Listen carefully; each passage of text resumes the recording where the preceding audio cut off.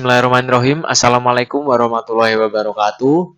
Halo semuanya, perkenalkan nama saya Muhammad Arik Ramadan Najib, bisa dipanggil Arik, dari kelas 12 MIPA 5, nomor absen 19. Pada video kali ini, saya akan memberikan penjelasan materi biologi tentang hukum 2 Mendel dan pembentukan gamet. Apa sih hukum 2 Mendel itu? Dan siapa sih yang membuat hukum 2 Mendel? Dan apa saja sih yang diatur di dalam hukum 2 Mendel? Atau mungkin ada hukum selain hukum 2 Mendel. Dan apa itu pembentukan gamet? Dan untuk apa sih pembentukan gamet? Mari kita bahas dan kita ulik bersama pada video kali ini. Oke, hukum 2 Mendel dan pembentukan gamet. Pertama, kita akan membahas tentang hukum Mendel. Hukum Mendel ada dua, yaitu hukum 1 Mendel dan hukum 2 Mendel. Kita masuk ke materi. Hukum Mendel 1 dikatakan bahwa pada pembentukan gamet, kedua gen yang merupakan pasangan akan dipisahkan dalam dua sel anak. Hukum Mendel 1 disebut dengan hukum segregasi atau bisa disebut dengan hukum segregasi. Lalu, hukum Mendel 1 digunakan untuk persilangan monohibrid. Dan hukum Mendel 1 menyatakan selama meiosis, dua dari setiap pasangan alel yang dimiliki oleh individu menjadi gamet yang berbeda. Lalu, hukum Mendel 1 menjelaskan perilaku semua kromosom. Lalu hukum Mendel 2. Hukum Mendel 2 dikatakan bahwa bila dua individu mempunyai dua pasang atau lebih sifat, maka diturunkannya sepasang sifat secara bebas, tidak bergantung pada pasangan sifat yang lain. Hukum 2 Mendel disebut juga dengan hukum asortasi atau pemasangan secara bebas. Lalu hukum Mendel 2 digunakan untuk persilangan dihibrid. Lalu yang ketiga, hukum Mendel 2 menyatakan bahwa semua kombinasi alel diwariskan kepada keturunannya dengan probabilitas yang sama. Lalu yang terakhir, hukum Mendel 2 menjelaskan perilaku kromosom non-homolog. Siapa sih yang membuat ini? Siapa sih yang menemukan ini? Apakah kalian sudah tahu? Atau mungkin sedikit ingat setelah melihat foto Bapak ini? Mari kita lanjutkan. Beliau adalah Gregor Johann Mendel. Beliau yang menemukan atau yang membuat hukum Mendel. Beliau lahir 22 Juli 1822 dan meninggal pada 6 Januari 1884 di Austria. Berikut hal yang berkaitan dengan Bapak Gregor Johann Mendel, atau mungkin bisa kita sebut prestasi-prestasi yang telah beliau raih selama hidupnya. Beliau berhasil menemukan hukum genetika dasar yang disebut hukum Mendel. Itu merupakan suatu keberhasilan yang besar yang dimana hukum genetika dasar yang dibuat oleh Bapak Gregor Johann Mendel merubah ilmu pengetahuan tentang genetika hingga sekarang ini. Lalu yang kedua, Bapak Gregor Johann Mendel merupakan ilmuwan penemu konsep pewarisan sifat. Lalu yang ketiga, Gregor Johann Mendel dapat dipanggil dengan Bapak Genetika, atau mulai sekarang kita memanggil beliau dengan Bapak Genetika saja ya. Baiklah. Lalu, hukum yang dibuat oleh Bapak Genetika atau Bapak Gregor Johann Mendel bisa disebut dengan Mendelisme atau Mendelisme. Lalu yang terakhir, beliau meneliti tanaman kacang ercis atau Pisum sativum. Lalu, kenapa sih beliau memilih kacang ercis untuk diteliti? Jawabannya adalah berikut ini. Yang pertama, kacang ercis atau Pisum sativum mudah dibudidaya. Lalu, Pisum sativum atau kacang ercis waktu pembuahan yang singkat. Lalu Pisum sativum atau kacang ercis memiliki keberagaman yang banyak. Lalu yang terakhir, Pisum sativum atau kacang ercis memiliki keturunan dalam jumlah banyak. Hal itulah yang membuat Bapak Genetika tertarik untuk menggunakan kacang ercis sebagai bahan percobaan untuk percobaan pewarisan sifat. Lalu kita masuk ke sifat yang diamati oleh Bapak Genetika, yaitu yang pertama ada panjang batang, Lalu yang kedua ada letak bunga. Yang ketiga ada bentuk polong. Yang keempat ada warna polong. Lalu yang keenam yang kelima ada warna bunga. Yang keenam ada bentuk biji. Lalu yang ketujuh ada warna biji. Kita bahas dari yang pertama. Apa sih maksud dari panjang batang? Panjang batang di sini yaitu ada tinggi ataupun pendek ataupun sedang. Lalu yang kedua, maksud dari letak bunga yaitu letak bunganya di mana? Misalnya di ketiak batang atau di ujung batang. Lalu yang ketiga ada bentuk polong. Bentuk polong yang dimaksud yaitu halus, keriput, atau sebagainya. Lalu yang keempat ada warna polong. Warna polong yaitu berupa hijau, kuning, ataupun sebagainya. Lalu yang kelima ada warna bunga. Warna bunga lebih bervariasi lagi. Bisa ungu, putih, hijau, kuning, dan sebagainya. Lalu yang keenam ada bentuk biji, yaitu berupa bulat ataupun keriput. Lalu yang ketujuh ada warna biji, kuning ataupun hijau ataupun sebagainya. Sampai sini mungkin sudah sedikit terjawab ya. Yang pertanyaan tentang siapa sih yang membuat hukum Mendel dan apa sih hukum Mendel? Mari kita lanjutkan. Berikut istilah-istilah yang digunakan dalam persilangan. Istilah-istilah dalam persilangan yaitu yang pertama ada P atau parental yang berarti induk. Lalu ada F atau filial yang berarti keturunan. Lalu ada dominan yang merupakan sifat yang menutupi sifat resesif. Biasanya ditulis dengan huruf besar. Atau memang ditulis dengan huruf besar. Lalu ada resesif, yaitu sifat yang tertutupi oleh sifat dominan, ditulis dengan huruf kecil. Lalu ada genotip. Genotip yaitu sifat yang tak tampak, biasanya dilambangkan dengan huruf besar. Ini genotip adalah huruf yang menjelaskan sifat yang tak nampak. Contohnya ada M besar, lalu ada M besar, M kecil, ada M kecil, M kecil.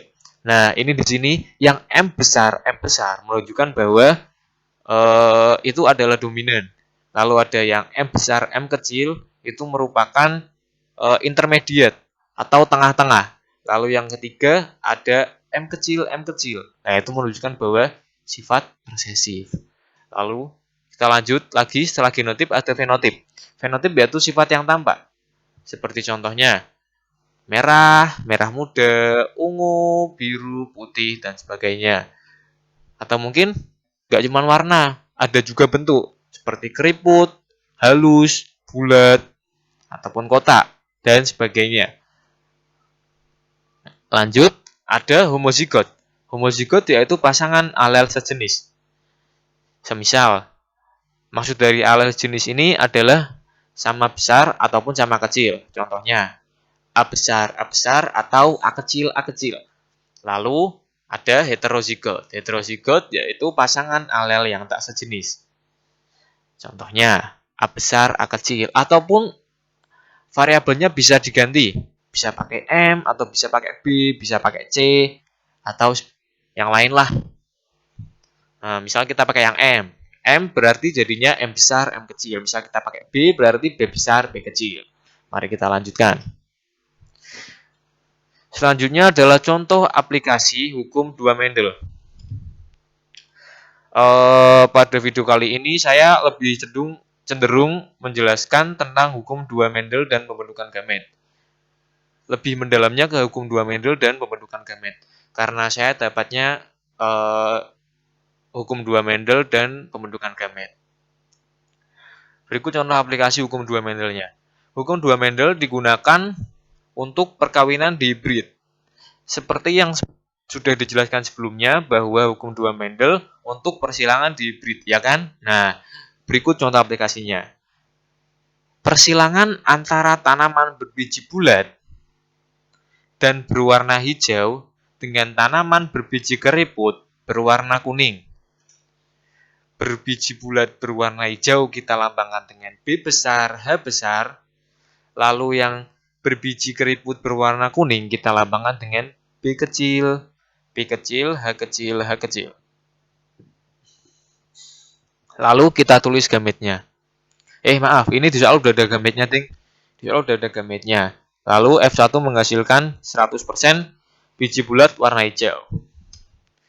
Lalu kita cari persilangan yang kedua atau generasi kedua.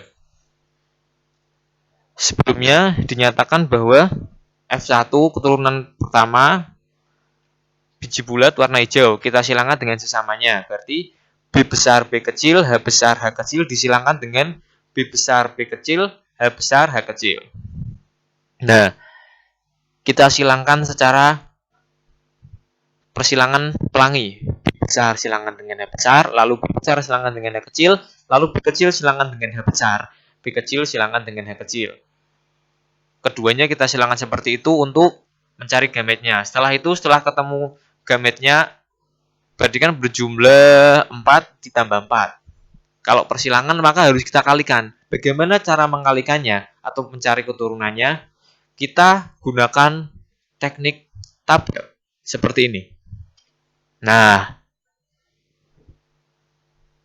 di sini dihasilkan bahwa rasio genotipnya 1 banding 1 banding 1 banding 1 banding 2 banding 2 banding 2 banding 3 banding 3.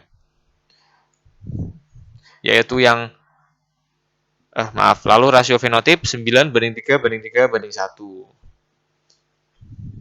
Lalu kita masuk ke pembentukan gamet. Pembentukan gamet dapat disebut juga dengan gametogenesis.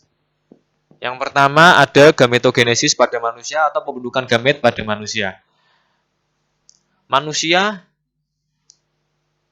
memiliki dua jenis kelamin yang berbeda, yaitu ada pria dan wanita.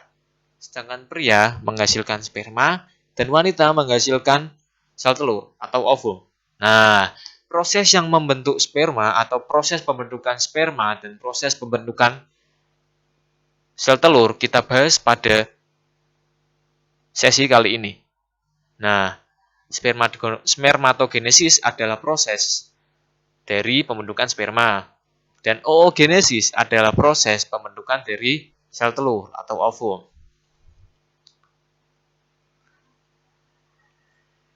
Nah, berikut adalah siklus dari spermatogenesis. Sel induk sperma atau spermatogonium bersifat diploid. Satu sel spermatogonium mengalami diferensiasi menjadi spermatosit primer yang diploid. Setelah itu membelah secara mitosis dan meiosis. Setiap spermatid mengalami perubahan inti dan terjadi pembentukan akrosom. Akrosom ini mengandung enzim proteinase dan hyaluronidase yang berperan untuk menembus lapisan pelindung sel telur. Dari salah satu sentriolnya dibentuk flagel atau bisa kita sebut seperti ekor. Yang terlihat seperti ekor itu namanya flagel. Peristiwa ini dinamakan spermiogenesis. Akhir dari spermatogenesis adalah dihasilkan 4 sel sperma matang. Nah, spermatogenesis sudah selesai kita bahas, kita masuk ke oogenesis. Oogenesis yaitu proses pembentukan sel telur atau sel ovum. Nah, ini adalah siklusnya, siklus oogenesis dan berikut penjelasannya. Oogenesis adalah proses pembentukan sel telur. Pembentukan sel telur dimulai ketika sel germinal primordial mengadakan pembelahan secara mitosis menjadi 4 sel oogonia, diploid, tunggal oogonium. Secara keseluruhan, dari satu sel oogonium yang bersifat diploid dihasilkan satu ootit yang bersifat haploid dan 3 badan polar yang bersifat haploid. Selanjutnya, ootit akan mengalami pematangan menjadi sel telur. Pada manusia, yaitu wanita, pematangan oosit primer terjadi hingga memasuki masa pubertas. Selanjutnya, akan terjadi pematangan akhir, ovulasi dan pembelahan meiosis 1. Sebelumnya, pada spermatogenesis dihasilkan 4 sperma. Namun pada oogenesis hanya dihasilkan 1 ovum. Dan 3-nya badan polar sekunder. Setelah itu kita masuk ke gametogenesis pada tumbuhan atau pembentukan gamet pada tumbuhan. Pembentukan gamet pada tumbuhan dibagi menjadi 2, yaitu gametogenesis pada betina dan jantan. Pada betina disebut makrospororogenesis dan pada yang jantan disebut mikrospororogenesis. Mikrosporogenesis merupakan proses pembentukan gamet jantan terjadi di dalam kepala sari. Di dalam kepala sari terdapat kandung serbuk sari yang di dalamnya ada berbagai sel-sel induk serbuk sari atau mikrospora yang diploid. Untuk lebih jelasnya ada di gambar berikut.